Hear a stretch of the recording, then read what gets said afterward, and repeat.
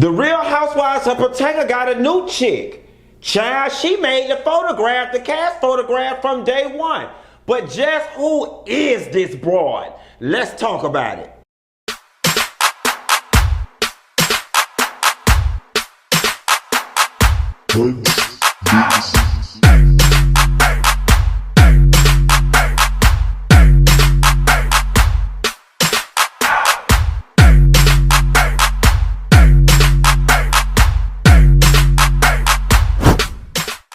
Nessa girl, have you seen the Real Housewives of Potomac trailer for season 5? Child, I've been so engulfed in what's going on with the Housewives of Atlanta, quiet as it's kept. I forgot about Potomac and Gizelle and Karen and their mole and all them girls. I was sitting in my bed, minding my business like I always do, and I was scrolling through Instagram, and the minute I turned my page on, Monique Samuel's page came up with the cast photo, and I got to counting the girls, and I saw this lady on the end, and I was like, wait a minute, who is she? I ain't heard much about them having no news cast member, and I started digging around. Then it dawned on me that the last quarter of the year I had completely checked out dealing with my sister, my brother, and my father's death. So of course, Doug Q, you wouldn't know what was going on because you wasn't here. Your brain was over in Mars, over in heaven. I had to climb the stairway to heaven, going step by step. But I'm back. And I'm back with the damn jump off and the tea. So who is this broad? Well, according to the sources, honey, this is Miss Dr. Wendy Osefo. Yes, guys, she's 35 years old. She got 2 children. And she teaches at Johns Hopkins University. Now, they say Fish is a political commentary. They say Fish provide political commentary for CNN, ABC, Fox News, the BBC. She's been on Steve Harvey and more. The political commentator received her bachelor's degree from Temple University, master's from Johns Hopkins University, and PhD from Rutgers University.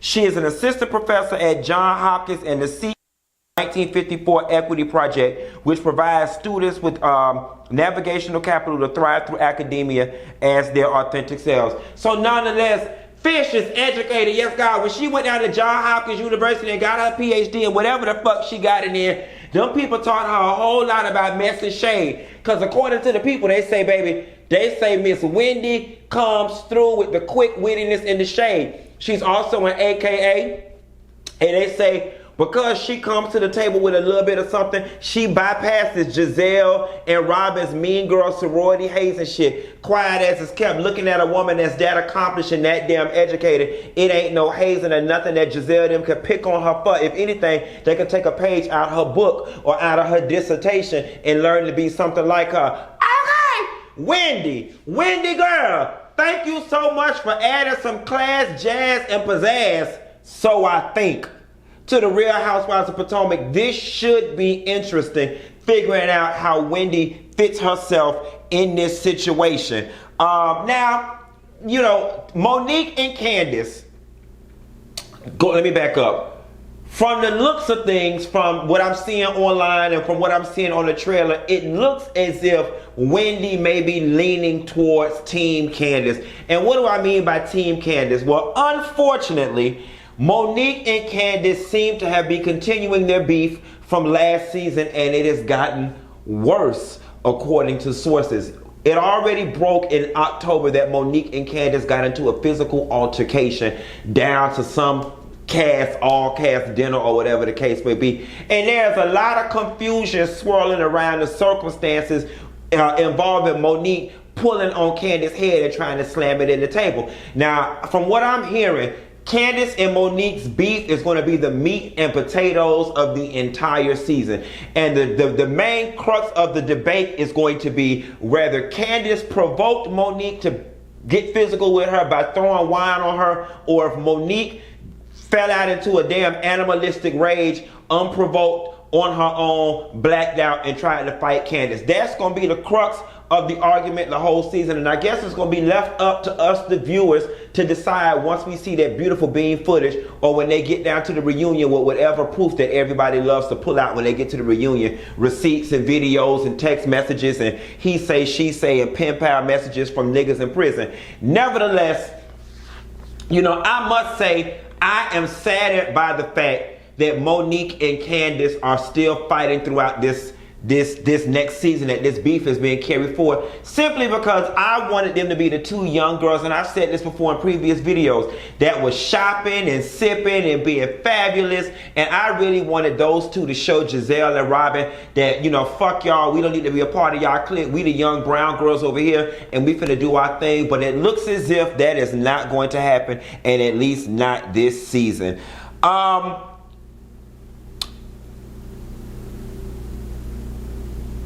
Sadly, as a result of all the drama that revolves around the central conflict, which is the fight between Candiace and Monique, it looks as if Monique is left questioning, should she even be a part of the show anymore? I had caught some background tea a couple months ago where Monique was questioning if she even wanted to be a part of the situation anymore, because it was so much stress revolving these friendships, and everybody in the group was slowly pulling away from her or turning on her one by one. And we can see in the trailer, you know, Monique cries, she weeps, and she speaks to, you know, maybe I don't need to be a part of this anymore. And the thing about it is, I like Monique. I like Monique from the moment that she stepped forward on the Real Housewives of Atlanta, and of Potomac. And I will say, if she did make the decision to leave or was not asked back, I would be saddened by her absence.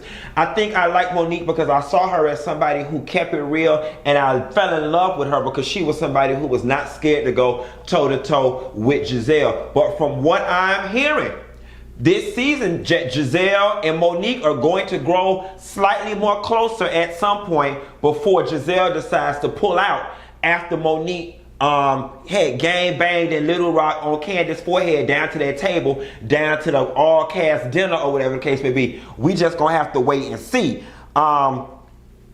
They say it's crazy. And speaking of being stressed out, she really knows how it feels to be stressed out.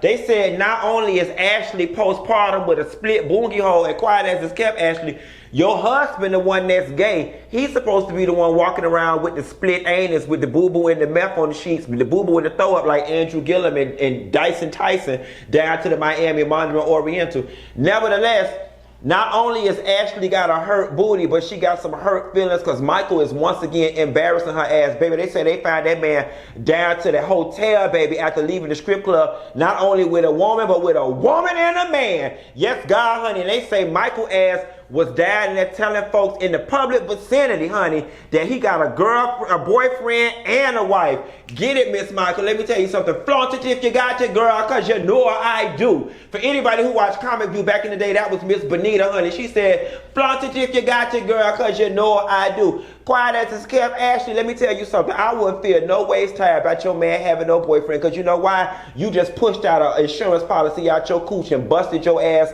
in the meantime, in between time. Let me tell you what you do. You carry your ass down to the nearest courthouse and you cash in your insurance policy. Either you do that or you get pregnant and take out another one, whichever you prefer, honey. But I won't let that man run me in the damn ground with his sexual escapades, because when he get that feeling, he want a manly healing. Hey, manly healing is something that's good for me. Quiet as it's kept, honey. I could use something that's good for me during this quarantine, baby. I'm on my Dina Howard kick. I want a roughneck nigga that can satisfy me just for me. Yes, I ain't gonna sing y'all down to the ground. And speaking about a roughneck nigga that can satisfy it, I guess Ray say he used to be. He say I ain't as young as I used to be, and I'm not in love like I used to be. And Karen went up the stairs mad, talking about 25 years out of my life. I should have left you at the drop of a dime. Swallow my tears, stood by your side. I should have left your ass 1,000 times. Or when you ran out of them dimes, paying the tax man, the IRS, Uncle Sam. Yes, God. It looked like love don't live there no more. Please stop calling me.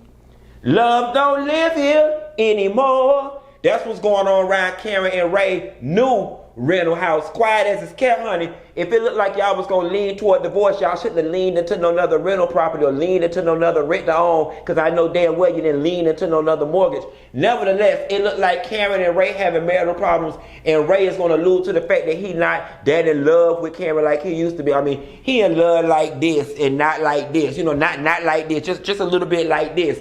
And Karen go down to the girls and let them know there were plenty of times in that marriage she should have left, but you know why she didn't? Hey, must be the money. I'm gonna tell you something though. Karen gonna get her Portia Williams on, her Portia Stewart on. She don't got this little piece of job right here now. She 5 seasons in. Her contract a little solidified. Karen getting her coins up. I wouldn't be surprised. I wouldn't be surprised. I wouldn't be surprised. Season 6, season 7, we get a little divorce situation with Karen and Ray. And Karen ass had done been there long enough. She know where them bodies buried. She might get her a little piece of alimony. She might get her a little piece of spousal support. We know damn well she ain't finna push out another baby and have no insurance policy like Karen. Why? Because the body won't do that. You know, yes, God. The anatomy of a mummy. Yes, God, honey. That's old cooch. It's dusty, honey. It ain't pushing out no babies, no AKA no insurance policies, but that's all right, honey. She got secrets and lies. Secrets and lies would do just as much as babies and tax liens, honey. Secrets and lies. Secrets and lies. Child, please, quiet as it's kept. If Sharice would have told her secrets and not them damn lies, her ass could have still been on the show cashing in. But that's a whole nother video. And speaking of where love once lived and it has returned, Jamal and Gizelle. Now listen, honey, many of us had questioned if Jamal and Gizelle's relationship was just for TV, just for Gizelle to have a storyline. But girl, I don't got from many credible sources all up and down the goddamn Atlanta. People from Atlanta say, no, honey, they say Gizelle and Jamal is for real. Remember, we saw them on the filming sitting front row of the Dave Chappelle show in Atlanta. And the RHOP cameras were not filming in, so them hoes was on a date for real, for real. And then we see Gizelle on the camera telling the people that, telling Jamal that she doesn't feel good unless she's with anybody else but him. Gizelle, you about as dumb as a box of rocks. There's no way in hell I would ever tell a man who laid it low and spread it wide with anything with a cooch walking from goddamn Peachtree Street to goddamn Boys Town in DC that I couldn't live without him. I ain't happy. And I ain't happy without him. And this, that, and the third. You just sitting here and gave this man a blanket pass to your heart, your emotions, and your damn soul. Because once again, you don't show this man he could do any and everything he want to do to you, including put 3 children in your ass, run away from your ass, have a tribe of other damn children, move from the city, and all he got to do is give you a little time to get over it and heal, and he can come right back to you. Let me tell you something. King Kong couldn't do nothing for me except give me free tickets to the zoo. Okay, what I mean by free tickets is the coin. Write me the check, pick your kids up in the driveway. You can't even come in my damn house. Okay, don't even call my phone. Call the oldest daughter phone. They'll have their book bags and stuff ready. Send me a text message. Make sure my check come on time every damn week. And leave me the hell alone. You done fucked up my life once. You done fucked up these kids' life once. You ain't about to do it another time. Gizelle, think about your kids. Let me tell you something. For him to be full of the Holy Spirit and the good pussy, you know what I'm saying? Drinking from the fountain of vagina. Use a damn fool. People don't change at their core.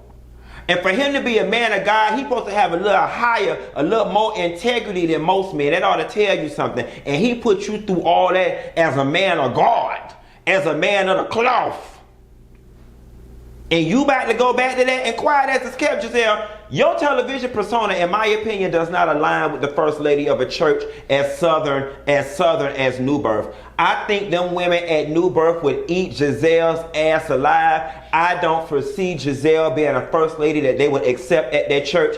And I see Gizelle and Jamal trying to merge lives being more of a headache than it is a help. The juice definitely is not worth the squeeze in that situation. You'd have been better off begging and crying and pleading with Sherman ass or whatever the case may be. And your relationship with old Sherman would have worked had you kept him off TV and had Monique not sprayed him about sleeping with prostitutes in the park. At least it wasn't men prostitutes. I mean, at least you know you only competing with one sex and not 2 down to the park or whatever the case may be. But Sherman wasn't that classy because, baby, where I come from, Where I come from, the men's at least go take the women to the $40 hotel or to the truck stop hotel. We don't go down to the park, honey. That was for the 16-year-olds who had to stay at home grandma and they couldn't hunch after school in the house down to the park. So you went down to the park, behind the pine tree, behind the closed YMCA building, or behind the closed pool when they let the water out in the fall and in the wintertime. That's down to the park. But somebody with a little coin,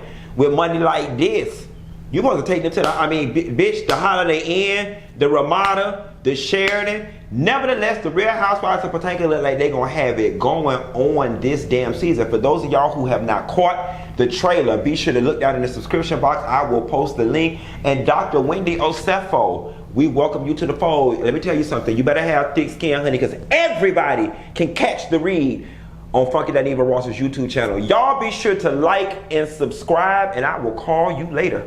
Bye.